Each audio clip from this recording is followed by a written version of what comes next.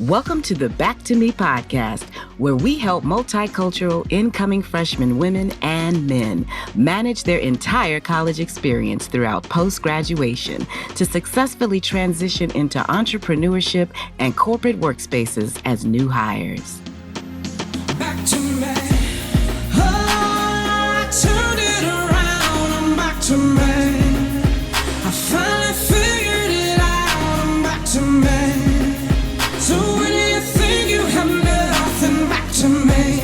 I go back to me. Yeah, I'm back to me. Hello, everyone. It's your host, Yoli Tamu. Losing a loved one can cause you to question the purpose of life.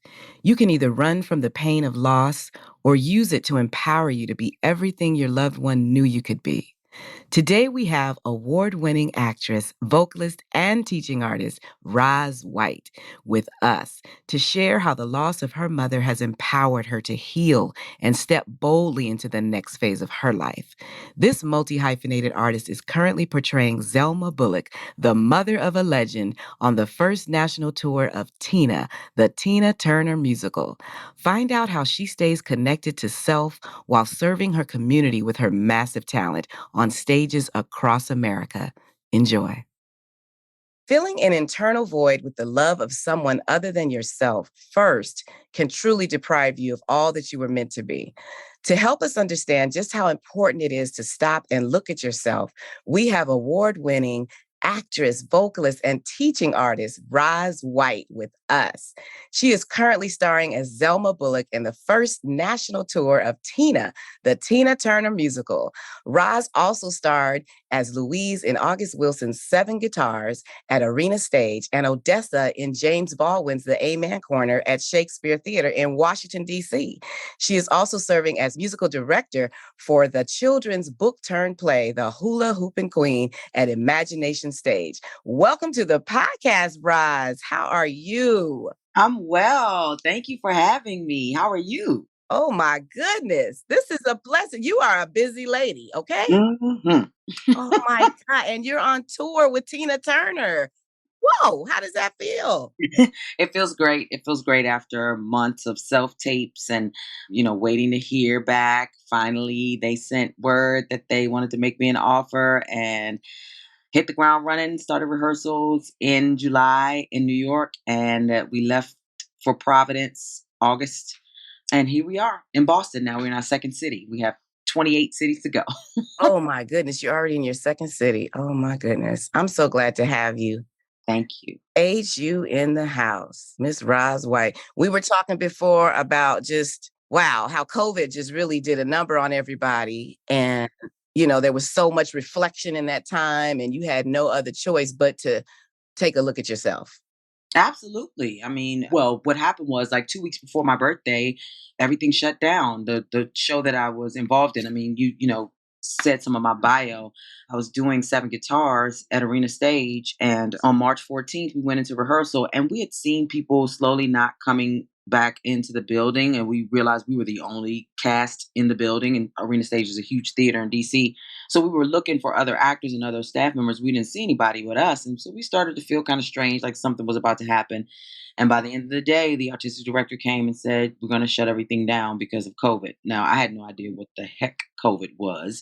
So I was just flabbergasted. Like, what do you mean? So work ended, everything stopped, school stopped. I was teaching at the time at Ellington School of the Arts, and everything had to switch over to virtual. But we hadn't quite figured out how to do theater virtually yet.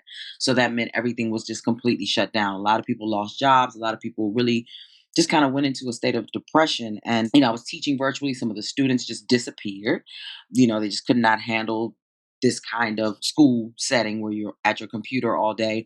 And of course, home situations are now being displayed on, behind you on camera, And so it was a rough adjustment, not to mention my mom started to get sick during that time. And my stepdad got sick and passed away actually in December of 2020. Whoa. And then my mom got sicker and sicker. She had cancer. She had bladder cancer, and she passed away in November of 2021. So from March 2020 to November 2021, my life just completely shifted and changed. And I just had to look at everything just differently. Do I really want to sit behind a desk and teach anymore? How can I amp up and ramp up my artistic life so that I don't have to lean on certain things, the backup plan, the whole nine. Like, do I need a backup plan? Like, what is life? And Right. so I decided to just be happy. And so I said, I'm going to put 100%. Not that I hadn't put 100% into my career, but I was like, no, now we're going to do 200. Mm. And I even went back to school, getting my master's degree in about 2 months. I'll be done with that. And so, I just said, let me just do everything I can. Wait a minute. Wait a minute. Pause. Okay. You are pursuing a master's degree and you're on tour with Tina Turner. Well, I didn't start them at the same time. I mean, everything was shut down. So I was in front of a computer all day. I said I might as well get my master's. So I started that in 2020 Yeah. when everything shut down. And it's about 18 months coming up on now that, so I'm almost done. Like it's almost a Wow. process. And as things started to open up again, I was like, I can't quit. I've already started this thing and, so school costs money. So I was going to waste my money and I'm almost done. So that'll be a huge accomplishment. Isn't that major? I mean, and then for you to finish and go into a tour, I mean, that's amazing. Yeah. And it just, for me, it just proves that, when you decide to go for it, all kinds of doors will open. You just have to take that first step. And sometimes that first step is just doing one little thing every day towards your goal. It's not a big thing. It's just one little thing every day. So Oh my God. I'm so happy for you. This is great. This is a celebratory time. My goodness. yes, indeed. Now, like we were talking about, COVID just makes you sit down, and just really look at yourself. And on this podcast, we service that college freshman that's transitioning into a new environment with anxiety and just how that feels and the changes that go with that, as well as that college graduate, that's heading out into the workforce. Everybody's going through a transition. So you have gone through multiple transitions and you're in the middle of a new transition with finishing school and juggling the tour. I mean, wow. When we say that you were able to sit still in COVID and take a look at yourself, how were you able to find happiness, to find joy, to pull yourself up? What was that like? I'm a generally joyful person, and I am able to find joy in the basic things in life. Like, I love nature. I started growing things on my patio. I started growing peppers and tomatoes, and if you remember when the pandemic first happened, it was right in the wake of George Floyd's murder, and so there was a lot of political unrest and there was a lot of tension in the air. And so I started going online doing these lives on Facebook called America, Oh America, where I was like addressing the country and the state of things and what we were doing and dealing. And so I just found the joy in actually encouraging others through how I was making it through. So I was cooking things and I was growing things and I was beautifying my home and, just really trying to make the best of a bad situation. And then the weather got really beautiful. And so you could be outside, you just couldn't be in crowds. And so I would take these long walks and I would, just explore nature. And I've always done that kind of stuff since I was a kid. I've always been pretty much a loner. I call myself a gregarious loner because I like to hang out with people, but I also like my alone time. So I just, took my walks and talked to God and talked to myself and, said, I'm going to work on myself. This is the time to do it. Like, there's nothing else to do. There's nothing standing in the way. I'm not too busy. So I'm just going to work on myself. I'm going to work on my fitness. I'm going to work on my skin. I'm going to work on my, just my mental health. And along the way, try to encourage other people. And that's how I maintain the joy. So you decided to take everybody along with you. Absolutely. Absolutely. Sharing the journey. That it's always helped me to hear about other people's experiences and what they went through and how they made it to where I'm a huge autobiography person. So I will read about somebody's life journey and it'll help me to say, okay, well, maybe I can approach it that way, or I wouldn't do that. I mean, it's just really good information to know how somebody else made it through. So I said, okay, well, I'll share. Good for you. That takes courage. Everybody can't just jump on social media and share everything. You know what I mean? And you did. You walk people through your journey. So that's very cool. That's what we need to do. We need to share our stories more often. Yeah, it's true. I learned that as a young kid. I wasn't necessarily raised in the church, but I went to church on my own as a young kid. And one of the things that stuck out in my mind was that they would always say, we overcome by our fellow church members' testimonies. That's how we overcome. So we have to share our stories. We have to. And I remember on our other call, we were talking about when you sat in stillness and you just knew you were unhappy and you start going through your childhood experiences, even with your mom, and you're saying that your mom got ill. How was that journey? What was that like in COVID, watching your mother get ill? Yeah, it was different. My mom was my road dog. Like, she was with me everywhere. We went out to dinner all the time, or she would come over to my apartment, or I would go over to her apartment and she would cook. And so she started not feeling well enough to come hang out. And I was like, something's not right. And finally, one day I couldn't get her on the phone and I went over to her apartment and she was on the floor, like writhing in pain. I was like, you got to go to the hospital. And she hated the hospital. So that was a struggle. So we finally got her to the hospital. And when we got her there, I think she was just afraid of what they were gonna say, and when she got her diagnosis, it literally was like 5 months from the time of her diagnosis to her passing. It was so quick. So I don't know if she had been in pain and not saying anything. My mom struggled with bipolar disorder, so a lot of that was mixed in there as well. Sometimes you don't want to face, what you're dealing with. She blamed herself. She was, it was rough because she had just really found happiness with her husband, my stepdad, and when he passed away, she was grief stricken. It was very sudden, and his health declined very quickly. And so, I looked at myself and the past relationships that I had been in, and just being unhappy and trying to figure out why. Like, I have all this stuff going for me, but why am I not feeling like I'm okay? And I, realized that I was placing value in being in a relationship. That was like at the forefront for me. That was what I felt made me complete. But every time I was in a relationship, the person didn't understand my career, the person didn't understand me, and it just dissolved after a while. And I'm big on self preservation. In the flight or fight, I'm flight.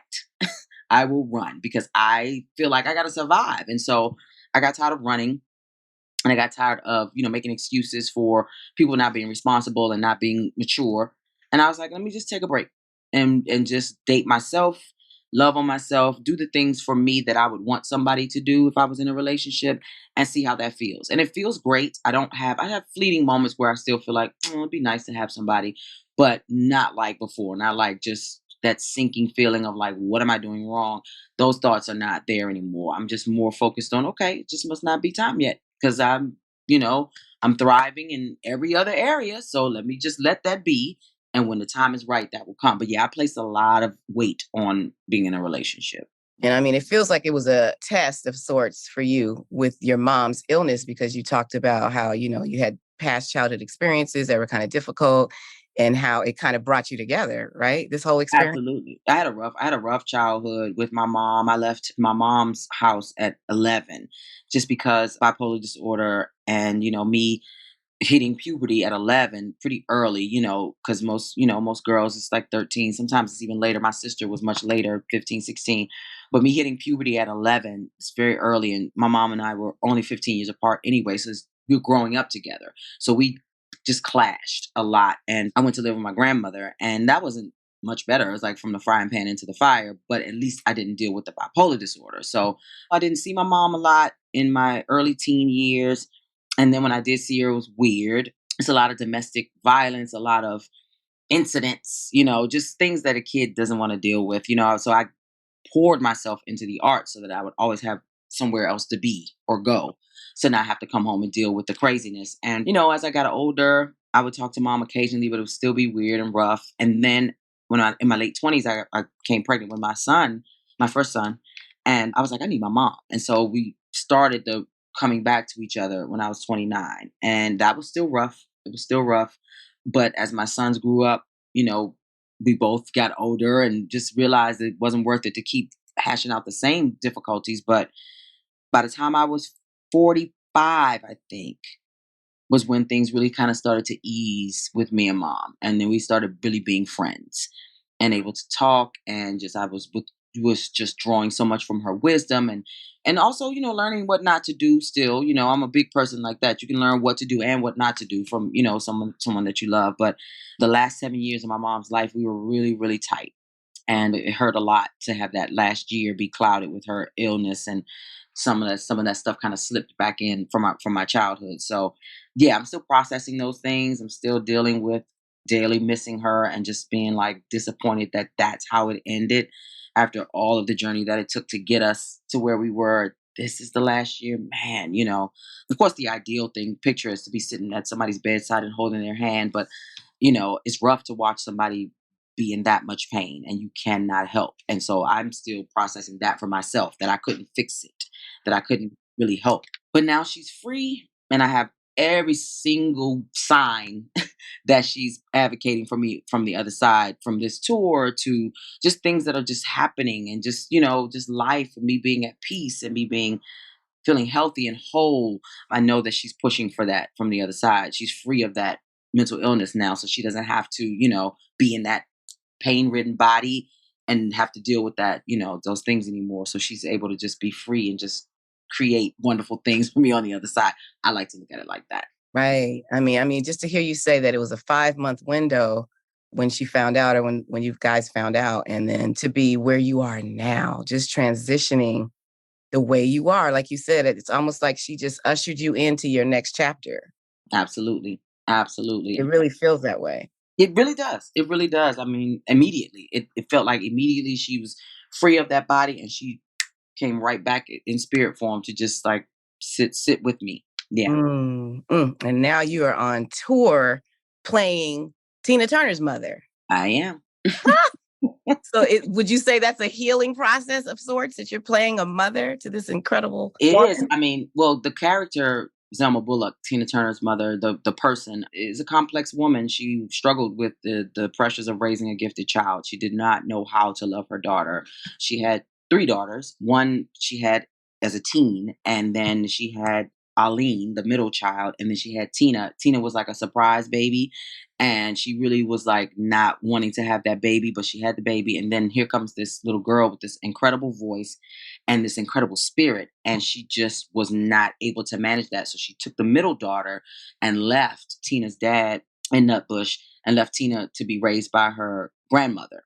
And so when Tina was 17, her grandmother passed away, and she came to live with her mother in St. Louis. And that's where she met Ike, and that's where her fame began. So she was, just anime before then, but anime was a fireball, and she and her mom struggled all the way to the end. When her mom passed away, they were still struggling with, you don't know how to love me, and I'm trying to tell you I do love you, but you just a lot to handle, and that kind of thing. And and just the dynamics of that mother-daughter relationship. So I'm healing in understanding this character and not judging her, but also feeling really fortunate to be a part of this legacy. Tina Turner has touched millions of lives. It is incredible that this little girl from a one-horse town, has been able to be global the way that Tina Turner is. And so to be playing the person that gave birth to that spirit Yes, is incredible. it is amazing. My goodness. And so you're on tour. You said you're 2 cities down and you have how many more cities? 28 to go. Wow. So cool. So cool. So now after you get the master's, you're pursuing the musical theater position. You have a musical theater directing position? Actually, that's not related per se. I did a workshop of this children's piece called The Hula Hooping Queen. And it's a book. It's a beautiful story of these little girls in Harlem who have this hula hooping contest, and the elders of the community step in because they used to hoop when they were younger, and they teach them about friendly competition, about healthy competition, and about everybody wins when we all have, a positive goal. And if you go online, you can see the book being read by Oprah Winfrey. It's really cool. And it's just a great story. And so I played Miss Adeline, who's one of the elders in the community. And as we were doing the workshop, the actors were asked to create rhythmic patterns similar to what we would do when we were little with the hand games that we would play. And I was asked to be musical director for the actual production when it happens this time. So that was just to me, not out of nowhere, but it was really great to just because I was like, this is right up my alley. All these little chants that we used to do when we were little and the hand games. That's really great for me. And it's such a moving piece that really brings the community together. And, something so cool about hula hooping. It's like, as we're little girls, we learn to hoop. It's how we get confident in our bodies without it being overtly sexual, but we get confidence in the way that we move. I watch sometimes African dance and how it's not sexual at all, but there's a lot of hip movement and it just gives you confidence. And so I just think that's fascinating. And then the music, is very nostalgic. Some of the chants that we used to do do when we do Tweedly, Delete, and those kinds of things, and just to keep up with the rhythm and counting. And one of the girls in Hula Hooping Queen is a math whiz, and so she's doing her math problems while she's hooping, and it's helping her memorize the equations and things like that. So this is a very interesting story. Had a design meeting the other day with the other designers, the lighting designer, the set designer, and all of their concepts and how it would tie into each other.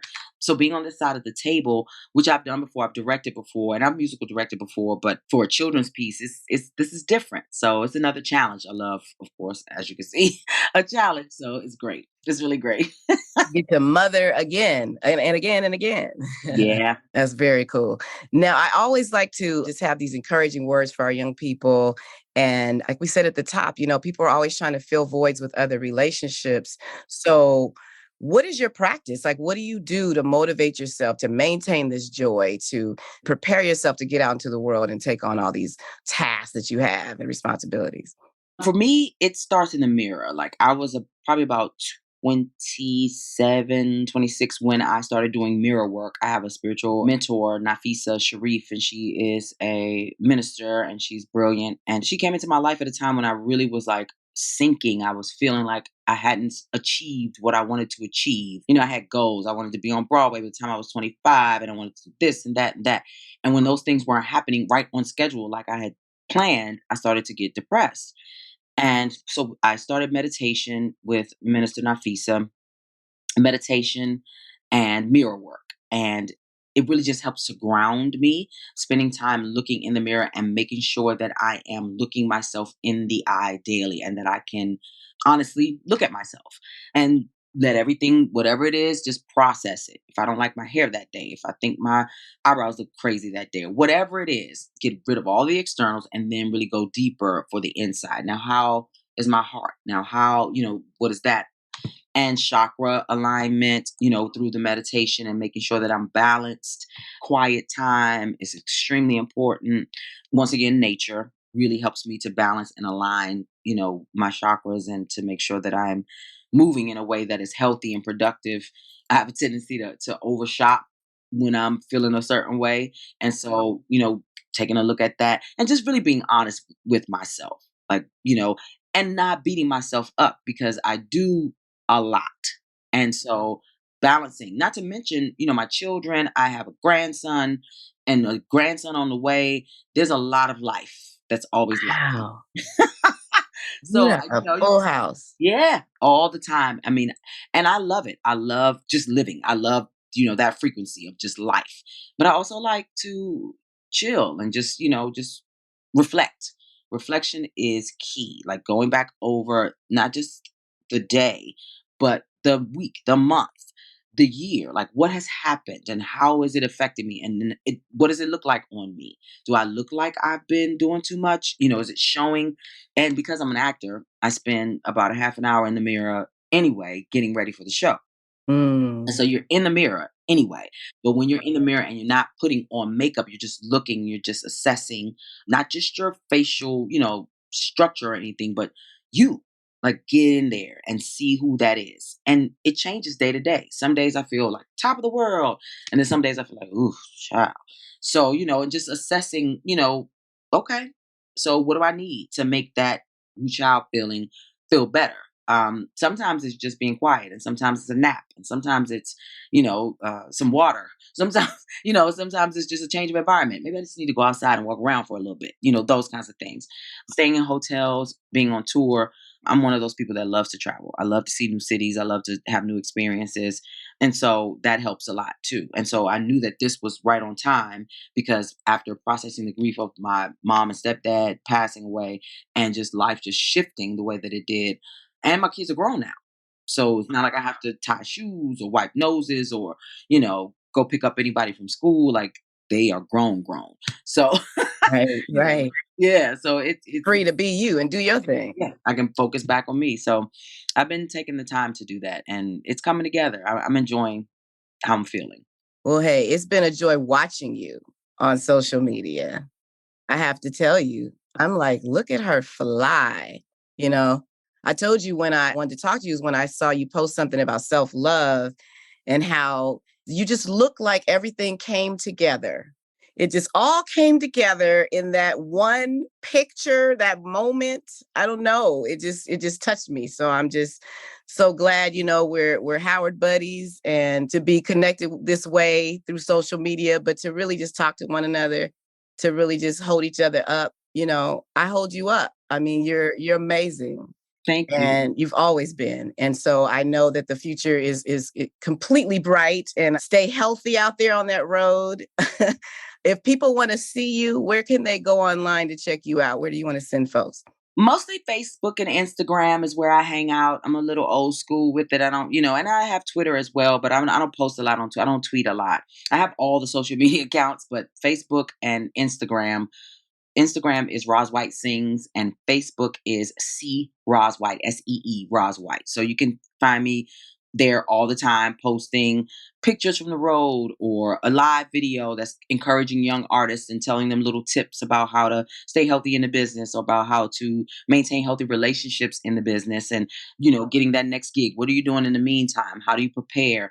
Those kind of audition techniques, recommending my friends for gigs all the time, and trying to collaborate. I'm developing a curriculum with DC Public Schools and Duke Ellington for go-go music. And so I just recorded a masterclass video talking about Junkyard Band and how that got started, and had the students read an article and write their own think piece on go-go. So that's very, very interesting to me. Just things like that to keep me plugged into, and also reaching back, to my roots. I mean, I was born and raised in DC. And so it's important that I stay connected, even as I travel and move and live other places. Amazing. Amazing. Well, I want to circle back next year to see when this tour wraps up. How you feeling? What you doing? Because this has been great. Thank you so much for your time. And, I told you it's only like a few of you guys on my hand at Howard, and you were definitely one of those people that was just, family. We were a family there. Absolutely. I remember all the experiences. I remember thinking how beautiful and how talented you always are. And just watching you, and just I loved spending time in the room, and I loved your work ethic and your process, and how you just, and just your voice, the tone, everything. Like, I remember all of that stuff, and it just really helped to shape me too. When you have, iron sharpens iron. So when you have somebody good that you're around all the time, you can't help but get better. So, I appreciate it. And just watching you, just flourish and helping the college kids. I mean, that is just amazing. You are great. And so I always thought that. Yeah, thank you. Hey, well, we gotta hold each other up. That's right. All right. Well, I love you, Roz. Love you too, Yoli. Thank you for this. Thank you for your time that you get back to studying, because we want to hear about your degree. Yes. Can you believe it? Okay. All right. In the midst All of right. a tour. Okay. Baby. I don't ever want to hear nobody talk about, I don't have time to do nothing. You doing the most. Oh, Lordy. Right. All right. Okay. Well, you take care of yourself, and we will Thank talk you. real soon. Okay, Mama. Okay. Thanks. Bye-bye. Bye. Thank you for joining us. Recognize the value in your story and allow it to take you places you never thought were possible. For more information about other episodes, remember to subscribe to the Back to Me podcast, College and Beyond. I'm your host, Yoli Tamu. Leave a review at the end of this podcast, and if you would like to learn more about our book club and other special events, join the Back to Me podcast Facebook group, or simply text Back to Me to 833-206-4565. Until next time, be well.